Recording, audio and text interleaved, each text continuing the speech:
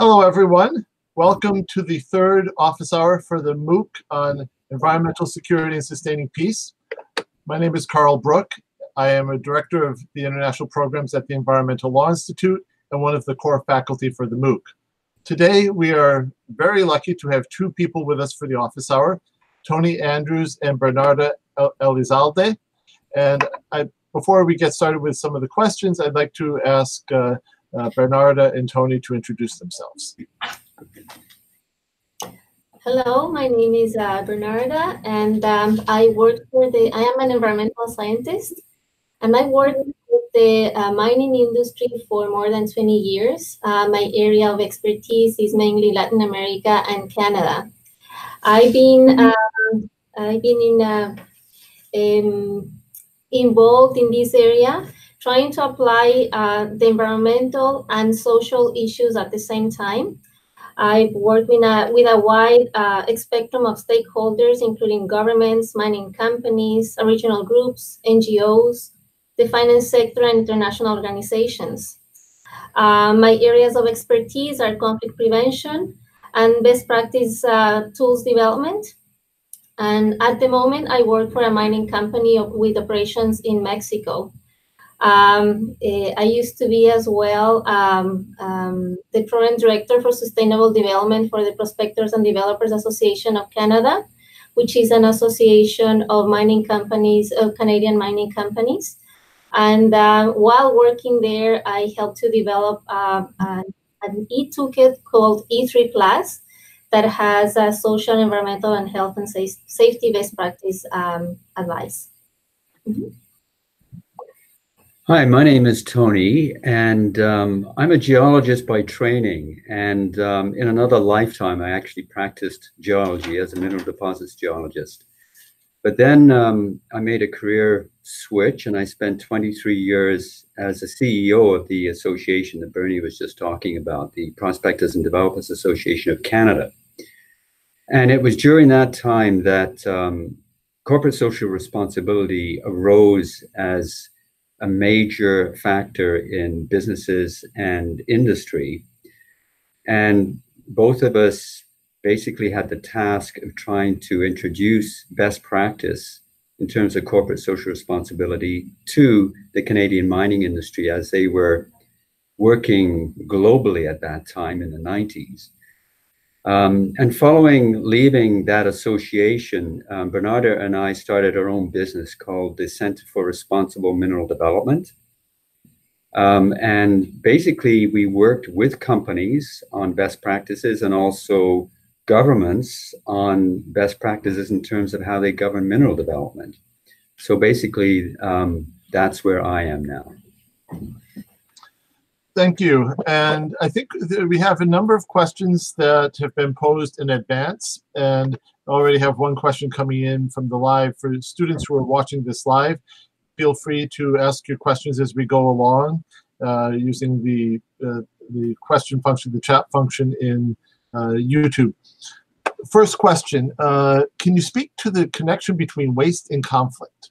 How should governments, communities, and individuals handle waste responsibly? Well, maybe I'll take a crack at that. First of all, I'd like to, if I can, find out what do they mean by waste. Is there a way of finding out how they're defining waste? I'm not certain. I suspect that this was a question that was asked in advance, so I don't know if somebody's online. It may deal with hazardous waste, for example, like in Cote d'Ivoire or where some of Somalia, where you've had illegal dumping of hazardous waste be part of the conflict narrative. Okay, yeah, that makes it a little bit more clear. So I guess I would start off by just saying that mining as an activity basically is a process of moving massive amounts of material around. So by its very nature, there's going to be an impact on the land base, and there is waste that's associated with mining operations, a lot of it. And part of the challenge is figuring out what to do with that waste. And they can put, if it's an underground mine, they can put some of it back underground, but they can't put all of it underground. So it is left unmanaged on the surface, not unmanaged. It is left, and there's a management regime established to basically look after that waste and maintain it and its integrity. Some of that waste is, it's not a contamination, it's just crushed rock, but some of it can be of concern to public health because it may have heavy minerals in it. It may have sulfide minerals that when it comes in contact with water can turn into sulfuric acid, which can be pretty impactful to the environment. So some of that waste has to be managed very carefully. And over time, the mining industry has developed some pretty sophisticated technologies, both to contain it and also to, I guess, neutralize it in terms of its properties that could harm the environment. Now, nothing's perfect. And I think we've heard in the news lately from Brazil how tailings dams can fail and with pretty devastating effect. And this does happen occasionally, unfortunately.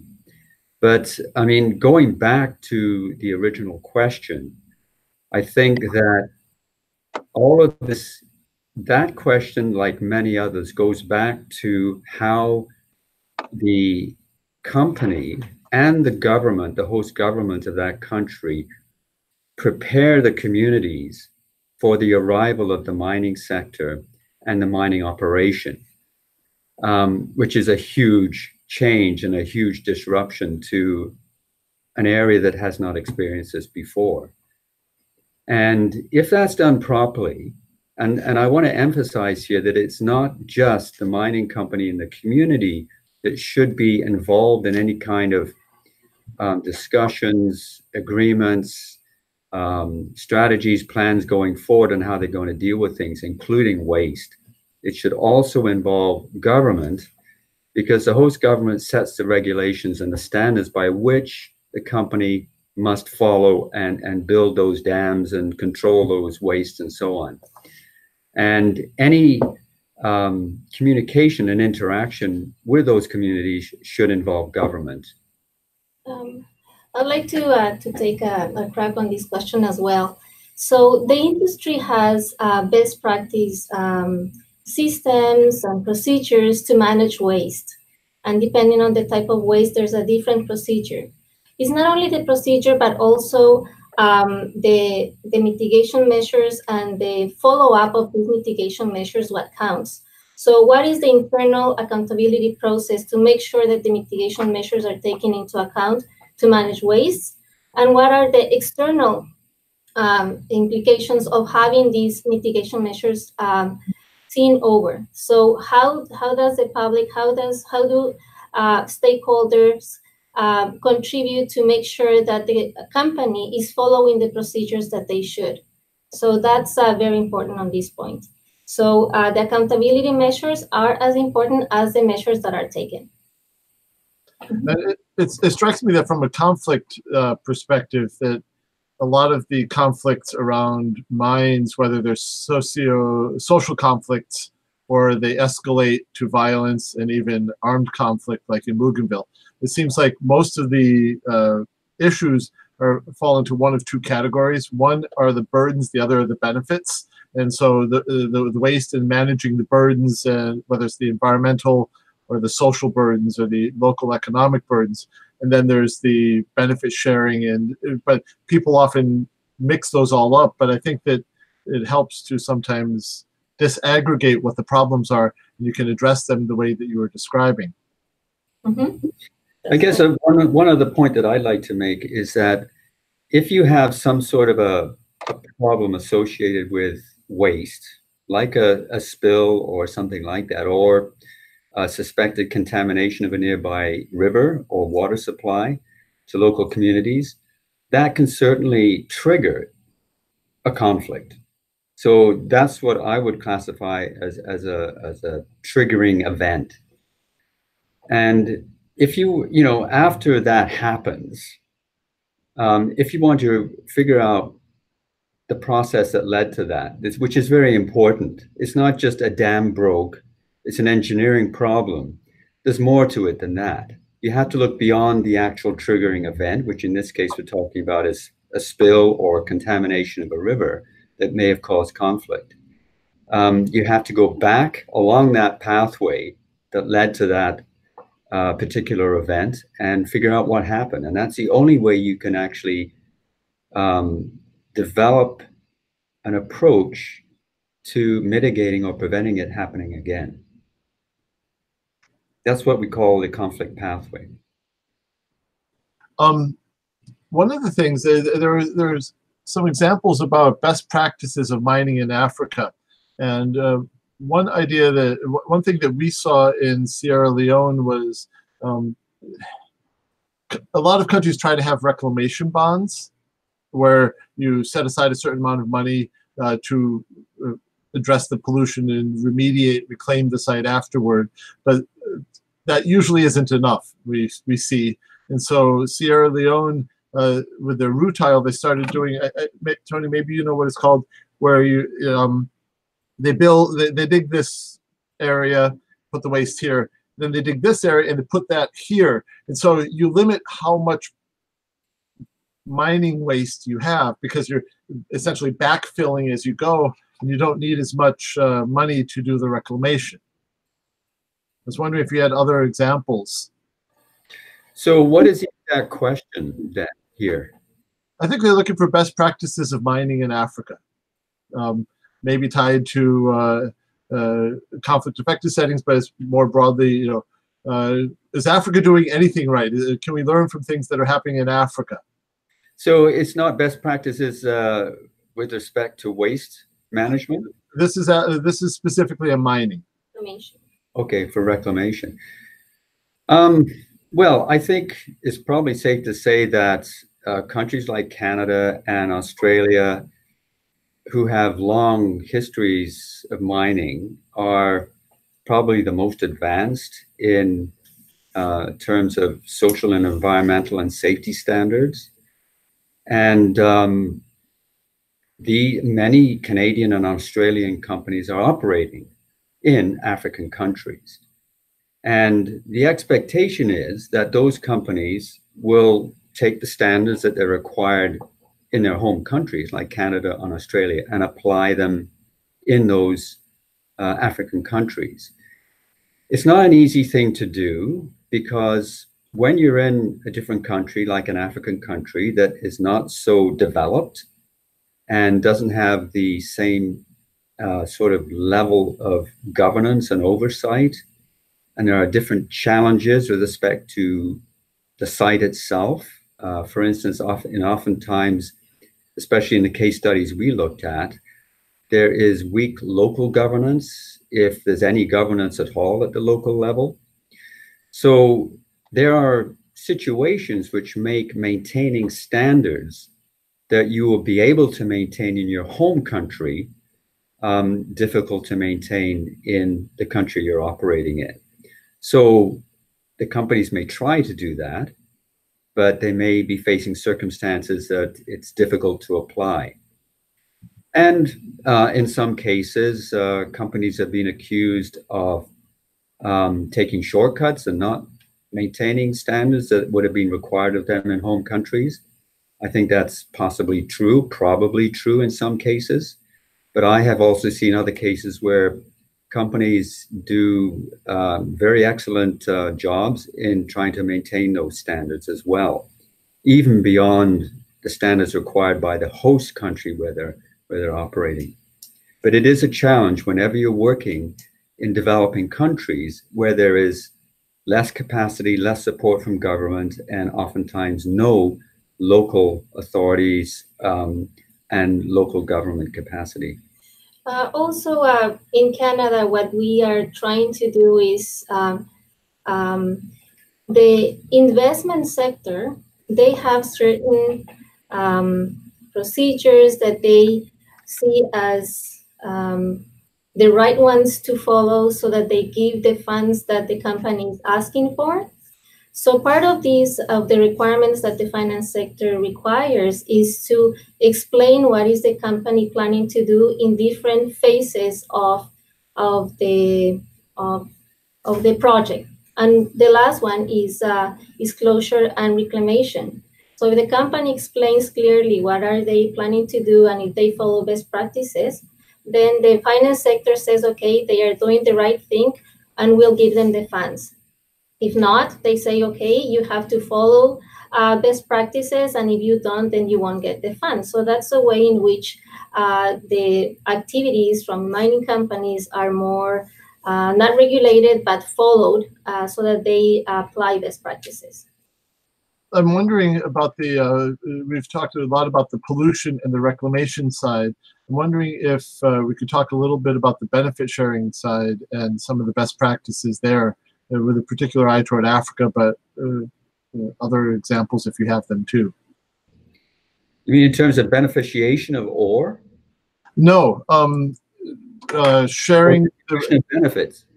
Sharing revenues, jobs, procurement, all the different.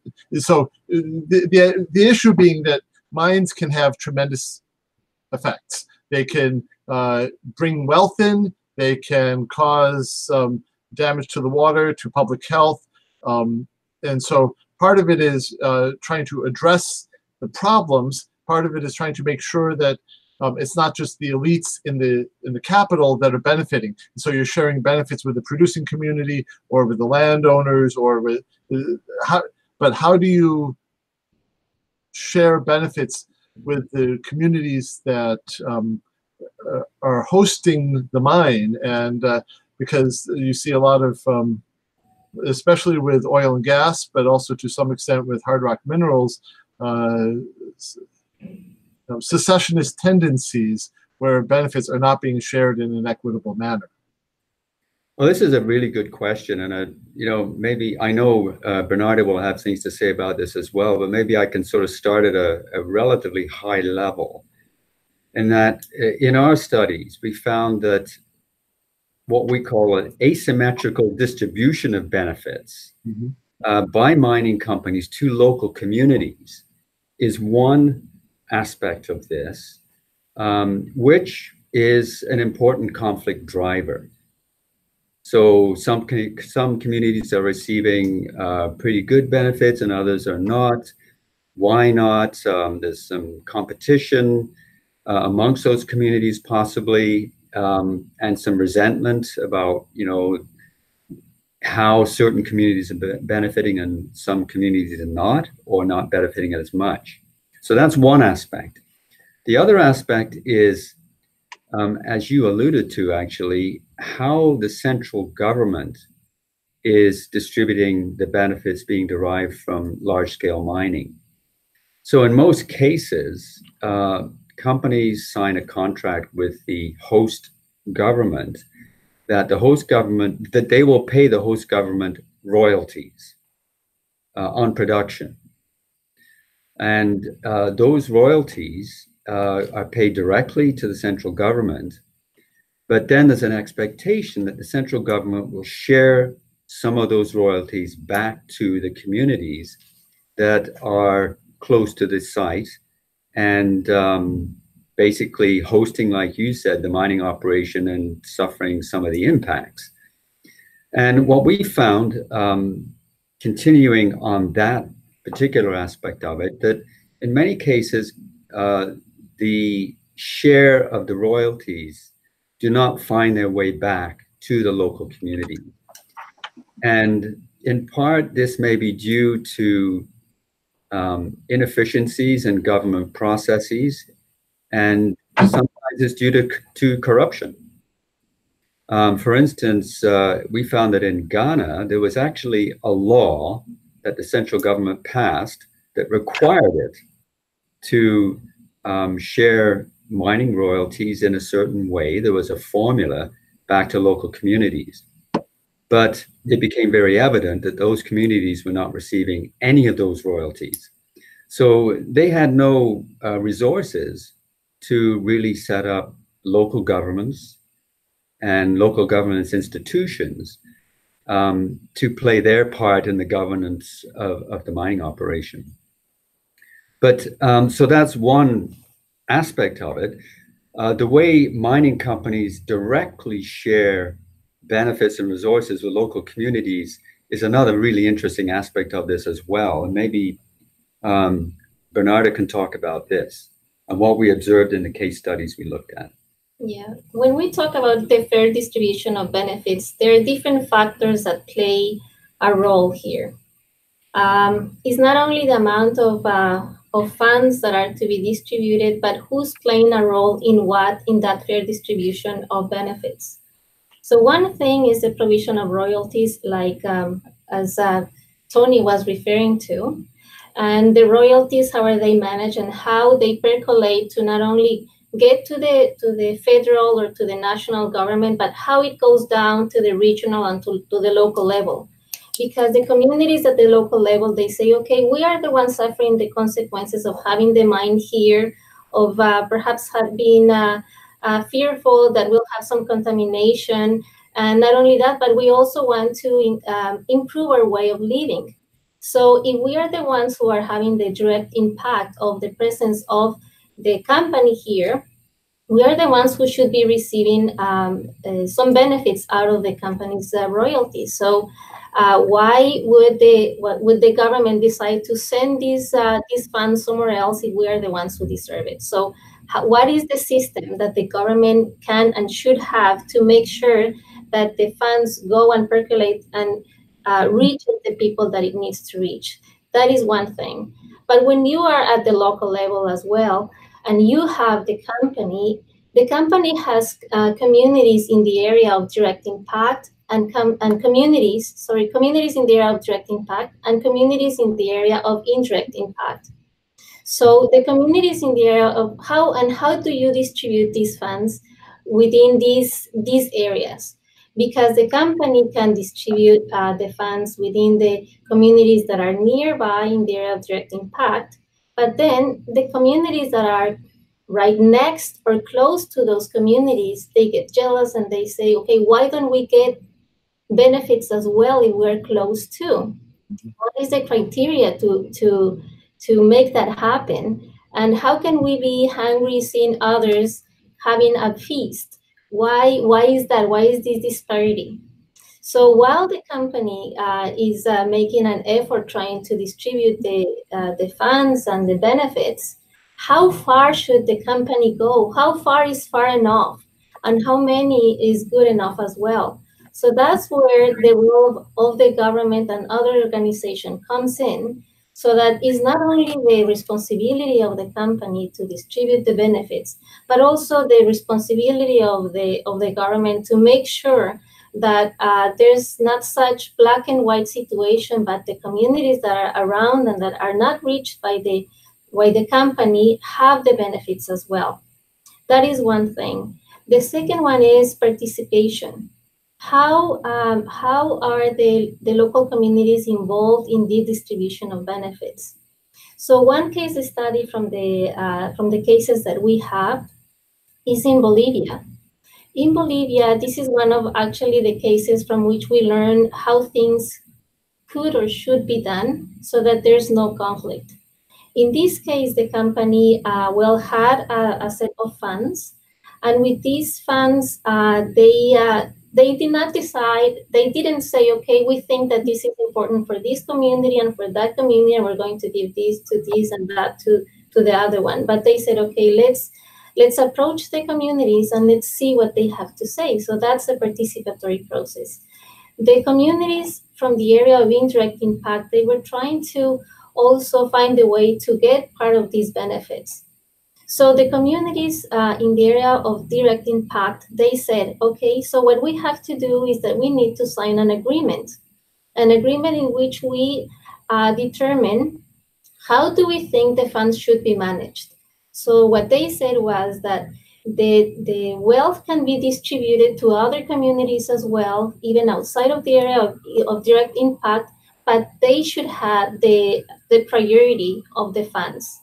So that's how other NGOs that at that time were more antagonistic, instead of taking the antagonistic role, they said the proposal for these NGOs was, why don't you help us to find a way to distribute the rest of the funds to the rest of the communities around? And that's how a more collaborative approach was taken. The company was taken out of the center of responsibility, and there was a shared responsibility among all players.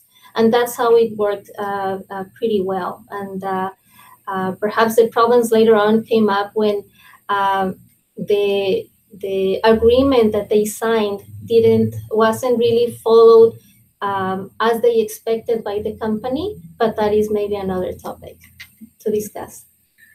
I'd just like to add a couple of points to that. I think those are really key points in terms of conflict drivers. And as I said before, the distribution of benefits can be a really powerful conflict driver. To put it in a big, broader context, I mean, at the beginning of this, I talked about pathways and pathways to conflict. And in a sense, these pathways are like watersheds and a cascade of decisions that all accumulate and at some point lead to tensions that cause conflict outbreak. And the distribution of benefits is a real key part in that, an element in that watershed. And oftentimes, if you have in a developing country a central government that has no presence in the rural areas where mining is occurring, the mining company is basically on its own. And they're left on their own to develop and maintain relationships with the community and to deliver social development programs. And they don't have the benefit of the government there to also participate in the delivery of social development programs. So this develops a very unhealthy dependency by those local communities on that company. And the expectations are that that company will look after all of the social issues that arise from those communities. They turn to the company, not to the government, because they've learned over time that the government never responds, you can't trust the government, and that lack of trust in government is also another conflict driver. So it's not a sustainable situation where the company is expected to provide all of these things. It is eventually going to break down because at some point the company is not going to be able to live up to those expectations. Anything from employment right through to the social development programs that they're delivering. So the ideal, well, not the ideal, the practical approach is that it's a collaborative approach with the company and the government delivering these social programs. And as I think Bernie alluded to, the company can develop community development agreements. There can be the generation of foundations and boards where the local communities are members of those foundations and boards, and they collectively decide how they're going to use the funds or what social development programs are going to be initiated, and they can prioritize those as well. So those are all aspects of how you can overcome some of the challenges and potential conflicts that arise out of distribution of benefits. It's a big topic and a very interesting one. Thank you both for some very great examples. I think that those get very tangible. I wanted to just very quickly highlight a few others that we've seen. They're in this book on high-value natural resources and post-conflict peace building, edited by Päivi Lujala and Siri As Rustad. It's available on environmentalpeacebuilding.org, free of charge. And just very quickly, for those, a few of the African examples to respond to the student. There's the Diamond Area Community Development Fund in Sierra Leone, which has it's done a lot of good stuff. It's had some difficulties at times, but I think there's a lot to be learned there. Sudan, South Sudan, benefit sharing around the oil, as well as Sudan and Southern Sudan at the time. Tanzania, there's some interesting approaches with mining where the government ostensibly has the rights to all the subsurface minerals, but there's a law that provides a very small percentage of a very large number that goes back to the landowners. And so there's a beneficiary, not with the communities, but with the individuals who have the land. Liberia made their extractive contracts, oil, gas, minerals, public. They took EITI and they extended it well beyond what EITI required at the time. Angola used its oil revenues to diversify the economy, and Equatorial Guinea opened up oil and gas through competitive bidding, and they got a lot more money in the process. So I think there are so many examples out there from Africa, from Latin America, from Asia, from developed and developing countries alike. I just wanted to kind of share a few because people were asking specifically about Africa. So can you hold up the cover of that book again just for a second? So when was that published? 2012. Okay, thank you. I think that should be of interest to a lot of the viewers. Yeah. There are a number of questions that people have been asking about the roles of different actors. I might ask them in a bundle and you can unpack them if that's okay.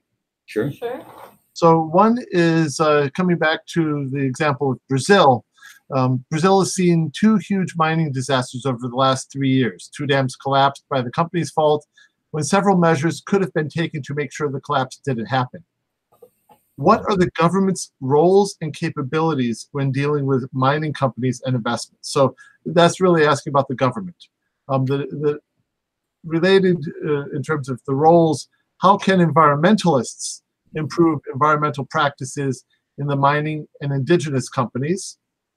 And how can mining companies, or how can we get mining companies to take care of all of the externalities when they're tuned to respond to shareholders' interests for profits and quarterly reports? And then similar to that, balancing mining companies' profit motives with environmental control. So what are the roles of the government, of the mining companies, and of civil society and environmentalists? Tony, you were talking, I think you're getting into a very important point just now about mining companies not stepping into the shoes of the government when it comes to basic services. Well, okay, so let's talk about the role of government, and probably what everybody's hearing me now is I'm coming back to this point over and over again, the role of government, because it's been the topic of some recent research that we have been doing, and it's specifically on the role of host governments in either enabling or preventing conflict associated with mining. That's the actual title of the report. And if you want to see what we've found there and what we're recommending, you can find this on the website of the Canadian International Resources and Development Institute. So the acronym is CIRDI, CIRDI. And if you go on to the website and just punch in CIRDI.ca, it'll come up. And you can find this report if you go on to projects, look at the tab on projects, click that, and then click one of the countries we study. So you could click Bolivia, and the study will come up, and you'll scroll down and you'll see that role of governments.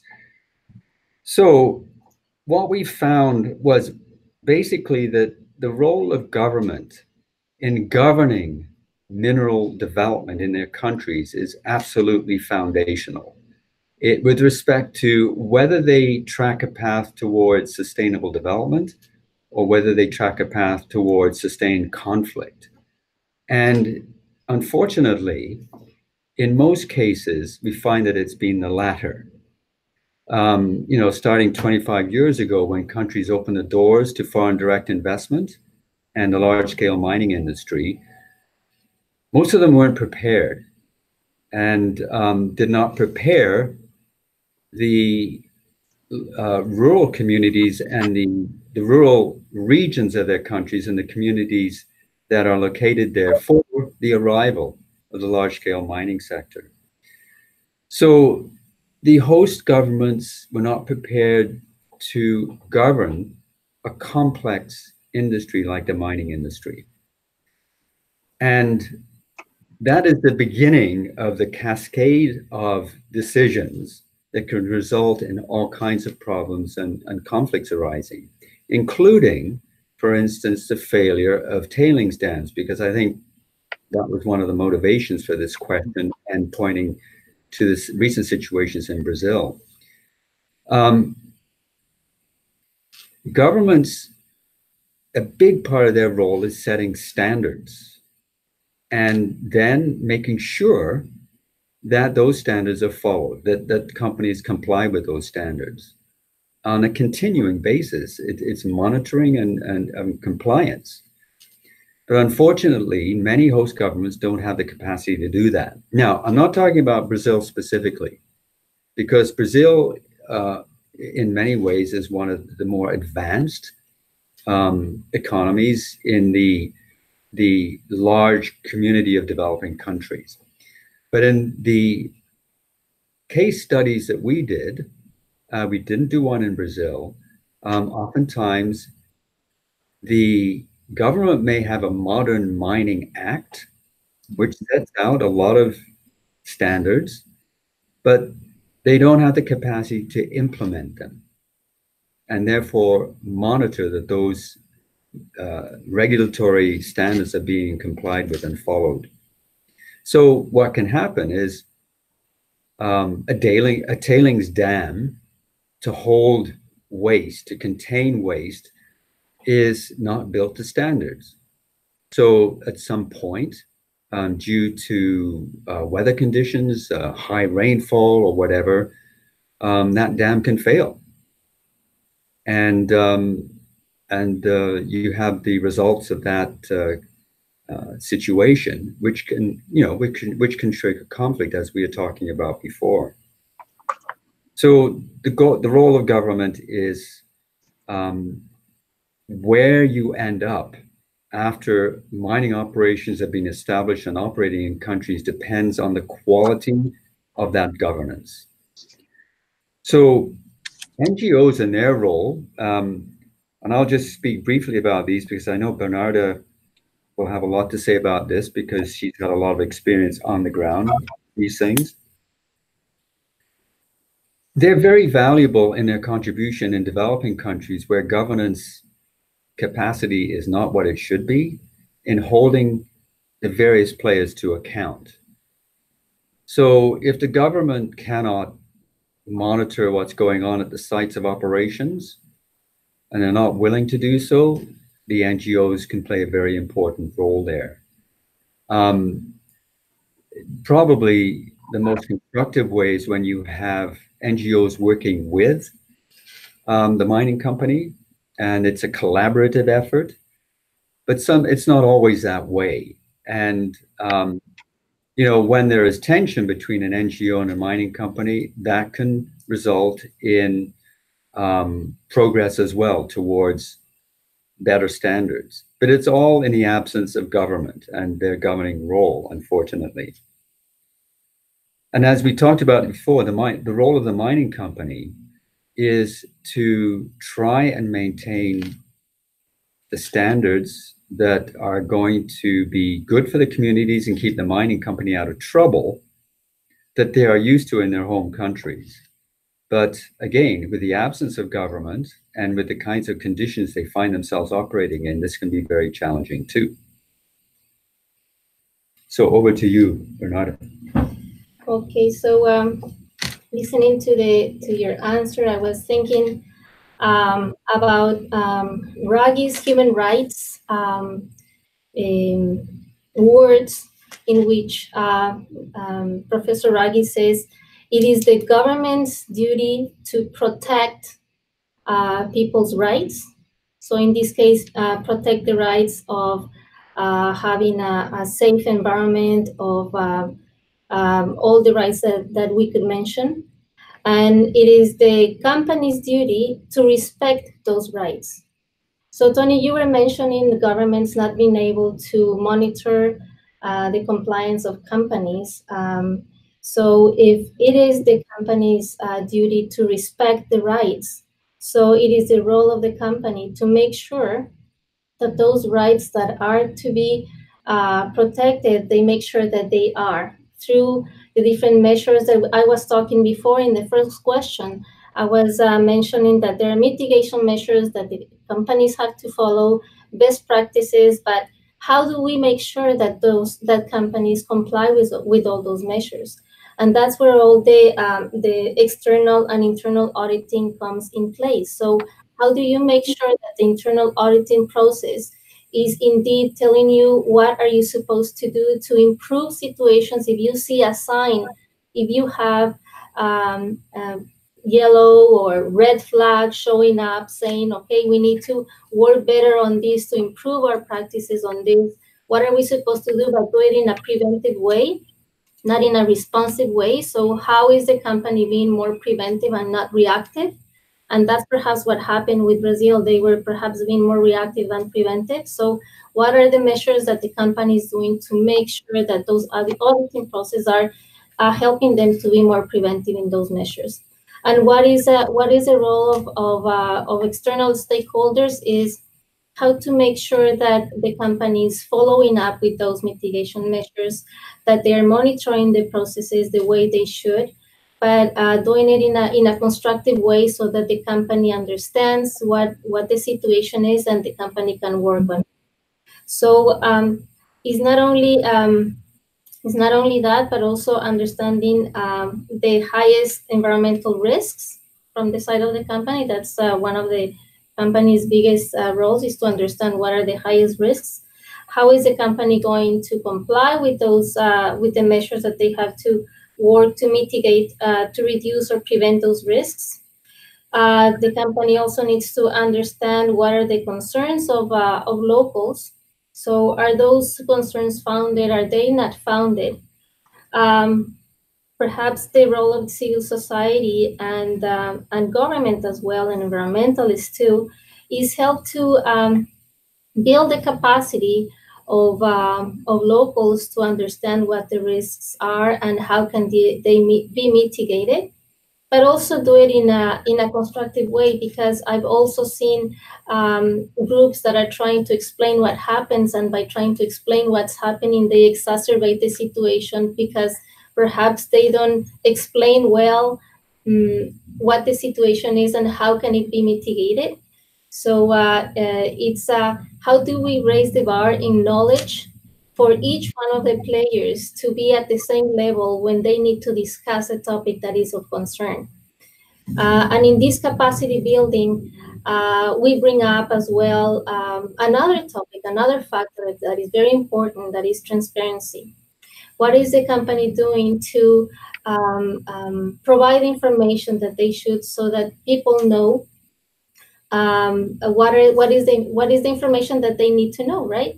So in order to do this, so is the company really providing material information? And what is material information? Material information is what is the information that is important to people, for people to know. So is the information material? Is it not material? I remember once working on the field, I had a person from a community talking to me, and this person said, Bernarda, it's not how much the company says and spends in studies and the information that they give us. What matters is who says so. So in this, what matters who says so is who has the credibility, who has the trust to really come up with information that people need to know. So that comes into transparency, that comes into participation, that comes into leveling the ground so that everybody knows what are the topics that need to be discussed and what are the topics that need to be paid attention to. So it's building that capacity. And for the company side, if perhaps the trust is not there, how do they provide the means to the communities to gather the information that they need to know so that they can discuss situations or things that might concern them in a more proactive and positive way. Excellent. Building on your comments about some of the actions that different actors can take, transparency, participation, building capacity, and so forth. One of the students asked, is this participatory method, I think they were referring to when you guys were just describing, is this participatory method a guarantee of sustainable peace?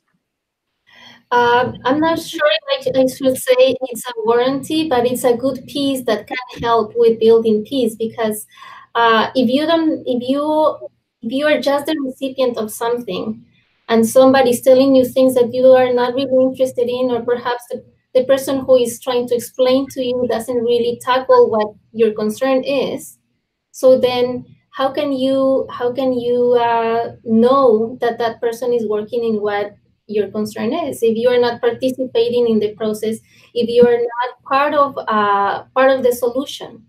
So if you just ask one to be responsible for something and you're not being part of it, then you won't really get the answers that you need if you're not participating. And also through participation, you can gather. First, you can understand what people's concerns are. Second, you can understand what the risks are as well from both sides. And third, you can answer to those concerns by doing the things that you need to do to answer to those concerns. Mm-hmm. Well, I'd like to add a comment to that, because that particular question speaks to how we can talk about corporate social responsibility, how it's evolved over the last 20 years. And an important aspect of that evolution has been the kind of initial approach that mining companies would take to local communities is that, look, we know what's best for you. We'll do this, that, and the other, and you just, follow along, and everything will be fine. And that, of course, that approach, that paternalistic approach, as we say, blew up in the faces of many mining companies. And so they learned the hard way that engaging and empowering communities, and this is where the participatory approach evolved from, so shared decision-making and so on, became the way to practice, became the best practice that produced a lot of better results. But at the end of the day, this is just a highly fluid, complex dynamic that there are no guarantees in this business. And when you've managed to create some stable relationships,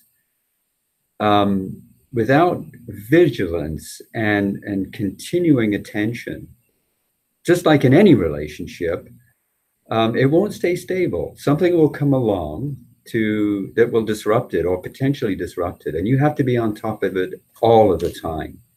So you can't just say, okay, we've done our CSR, everything's stable now let's go mining. It doesn't work that way. Like I said, it's like any relationship, it has to be nurtured on a continual basis. I'd like to add up something to what I was saying before. And something that has worked with the projects that I worked in is trying to help the company to be out of a center of attention. So imagine the cosmos and the sun in the center.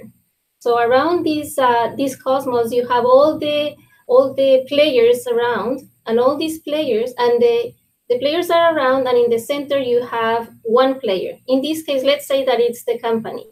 So all the players ask the company's things. There's so much expectation. There's so much ask for the company to do that the company doesn't have the capacity to do it all, to respond to them all, because it's too overwhelming. But instead of having a player in the center, you move the player outside to the rest of the universe of other stakeholders. And in the middle, you put a common interest.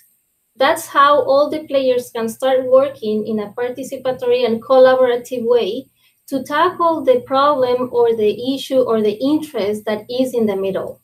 So that's what I mean by participatory and by preventing things in a collaborative way.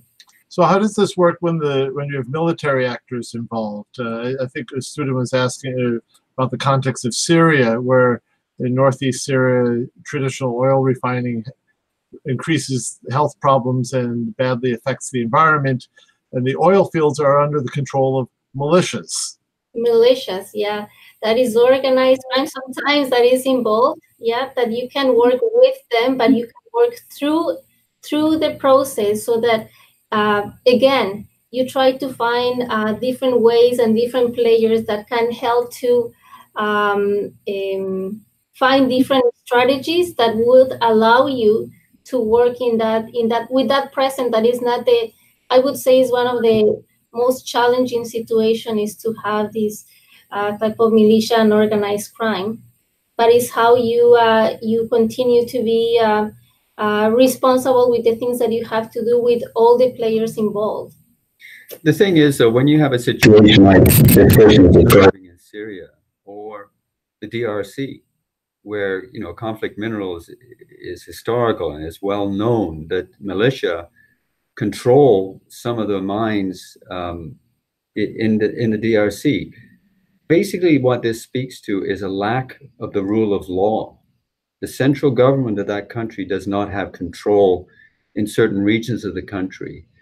And without the rule of law, you basically have chaos or the potential for chaos and not a legitimate, regulated industry.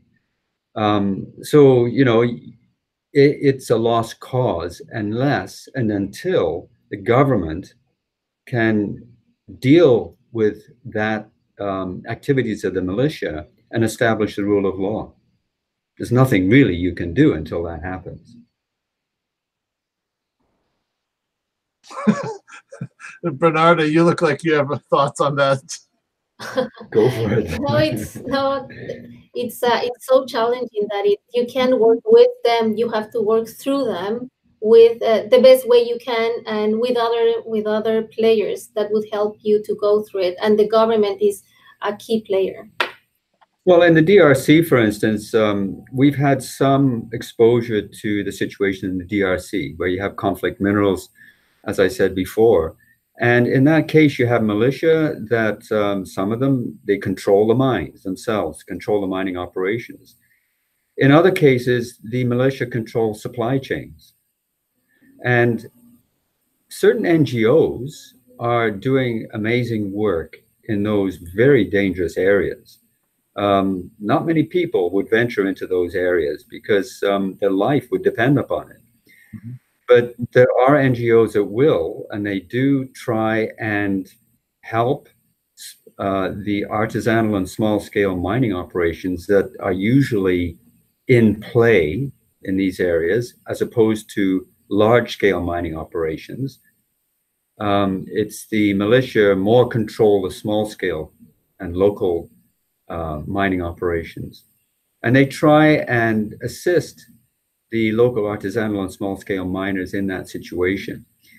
But they can only progress so far without, again, as I suggested before, the government being able to establish the rule of law and a normal regulatorized environment. In the last few minutes, I'd like to cluster three questions that came in that are somewhat related. The first was a student who expressed concern about private influence in government and the coziness, as they put it, of mining companies with governments. And they were wondering, how can global governance help with the negative outcomes of that private-government relationship? Related to that, I think helps is could implementing EITI, that's the Extractive Industries Transparency Initiative in Colombia, relieve significant mining conflicts and illegality between the civil population communities and the government? And then the final question is EITI implementation only in the mining sector? What was the last one again? EITI only in the mining sector. So let me try and tackle the first question. So that was pertaining to private companies' influence with government, kind of getting in bed together with government, and who knows what's going on there. It's pretty opaque. That has been an issue. I think the way that issue has been attempted to be resolved is through contracts and transparency of those contracts. So the problem was in the past that if a developing country didn't have a proper fiscal regime involving tax law, modern mining acts, the only way, and I'm talking 25 years ago now or so, the only way a company and a government could agree on how that company is going to operate within that country is to sign a private contract. And oftentimes they would call that something like a mineral development agreement. And in the past, these things were confidential. So nobody knew what the contents of those were. And then the mining company would go off and build a mine and operate. And nobody knew, like I said, what the contents of those agreements were. But with time, there was pressure applied, and those contracts are becoming more and more transparent. And also these mineral development agreements are including measures that the government wants the company to follow in terms of community engagement and community social development programs at the sites of their operations. Now, it's interesting because this goes back to my focus on the role of government. Evolution of these things is always happening. So in the past, the government would say, okay, company, as part of the agreement, we're going to give you a concession on that location, but you have to have these social development programs in place. You have to do that, and we'll be watching you. Now, what I am recommending to companies is that when they are hearing that negotiating point from the government, they turn back to government and say, okay, we'll agree to that, but only as long as you participate in the delivery of those social development programs with us at those communities. In other words, government, you play your role as well. So the answer to the question is that increasing transparency of those contracts, those mineral development agreements, and in the longer term, governments developing proper fiscal regimes where the laws, the requirements are all transparent to the population, and they can become acquainted with them and challenge them whenever they want to. Maybe you can, there was three embedded questions there. That was really trying to attack number one. I don't know, do you have any comments on that one? Well, on how close should it or could it get, the company and the government? I guess that it would depend on what are they working on. Because if they're working on environmental issues, for example, the government needs to ensure that the company is complying with all the measures. So how can it ensure that it's complying if it's too close and it's not really reviewing it as another party, not part of it? It cannot do a good job if the government doesn't do that. But if it comes to, for example, the fair distribution of benefits, that's where the company needs to work closely with the government to make sure that they are both pulling their efforts together to try to help local communities get what they need to get through fair distribution of benefits. So it all depends on what topics they need to work close and which ones not. When you mentioned the EITI works for the extractive sector, so oil, gas, and mining. I'm not sure if it works for other sectors other than that, but that's what I know so far. Sorry, just on that quickly, I would say that, as you say, it's focused on those three sectors, oil, gas, and mining. Mm-hmm. Some countries have said, this is a great idea. We want to apply it to other sectors. Liberia was the first to do so. They applied to timber and to rubber, both of which had a role in the conflict. And since then, we've seen South Sudan and other countries extend it to sectors outside of the extractives, such as forests, fisheries, and other sectors. So, its core requirements are for extractives. Excellent to know that it's extending to other sectors, because we see that it's working actually, because we were mentioning transparency before, right? Transparency is so important to try to help with conflict prevention. So how can you work with something that you don't know? So People need to know how much is available, how much is going where. And that helps also to manage expectations. Expectations could be very big, especially when they say, well, this is an extractive company, we should be getting a lot of money. But at the same time, the companies need to pay a lot of money to other things. So they need to pay for all the procurement services, the funds that they get all the financial support from, for the lenders. And from all that world of funds, they are left with so much. And that's what people should know, how much was left, to know where should those funds be going to, and to whom. Mm-hmm. Any thoughts on Colombia? Well, yeah, the two other parts. One was specific to Colombia. Then I think the last question was a broader question about, has the EITI been useful? And maybe, is that correct? Was that the question, the third part? The last question was actually, has it been applied to other sectors? But I think in your broader question that you just posed would be a nice way of closing. Maybe start with Colombia first, and then ask, has it been useful? Or do you want to say, has it been useful first? I'd rather start with more of a generic approach to that, as opposed to focusing on Colombia. But maybe Bernardo would focus on Colombia, I'm not sure. But the focus on mining to begin with, I mean, to me that made sense, because mineral development and use of resources to improve economies was a big focus. Starting 25 or 30 years ago for many developing countries. They were focused on their natural resources, and oftentimes it was oil and gas or minerals. So it made sense that EITI was formed and focused in that area. And I guess it was a couple of the objectives of the EITI was to try and do something about the endemic corruption that was part of the whole the whole scene that companies in those days were playing with, and to create more transparency.